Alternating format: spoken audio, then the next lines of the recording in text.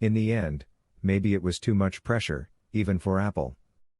After Microsoft's cloud revenue disappointed, Alphabet's YouTube sales came up short, and Meta's soaring expenses sent the stock down a crushing 25%, the quips came out.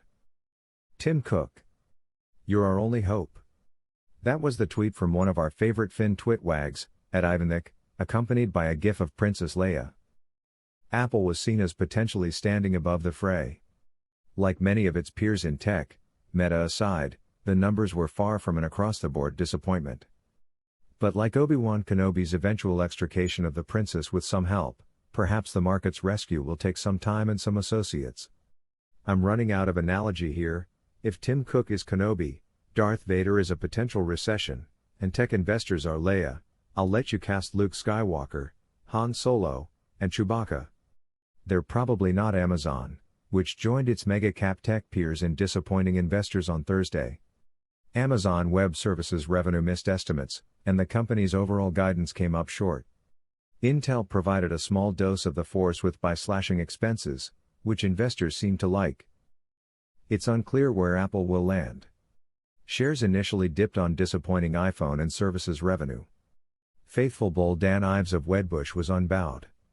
He didn't draw on the Star Wars analogy, but waxed equally poetic in an email.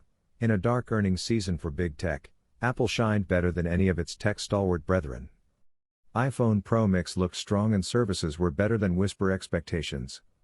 We believe Apple is the strongest boat to be on in this storm, and Cook proved it once again despite some blemishes around the edges. Still, investors are now left to grapple with the question of what to do with tech stocks, which rewarded them handsomely for many years after tumbling this year. As our Jared Blicker wrote in yesterday's morning brief, tech shares, which had been key to the big index rallies over the past decade, have floundered this year. Now, these results are dashing early hopes that some of the largest companies might be resilient in the face of an economic downturn.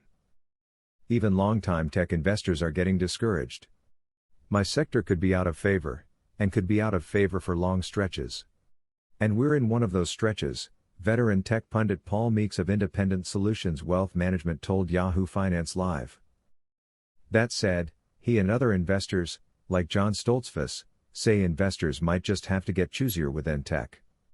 We always look for babies that get thrown out with the bathwater here when investors are impatient on a quarter-to-quarter basis in that area, the Oppenheimer chief investment strategist said in an interview. He prefers growth at a reasonable price, or GARP, within technology. Meeks has a similar view. I'm looking for companies that can actually grow their revenue and earnings, despite a recession. They still have maybe not great valuations, but reasonable valuations, and quite often these are companies that are much smaller than the FANGs, under the radar.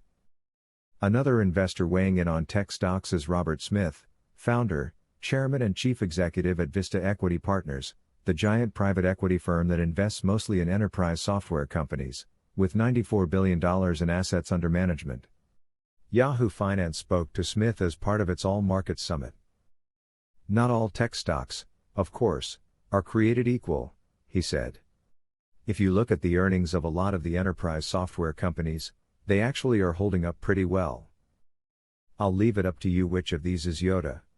Data shows that 80% of people watching my videos are not subscribed. Remember, subscribing is free, it only takes a couple of seconds and you can unsubscribe at any time. Please help me and my channel by subscribing. Now back to the video.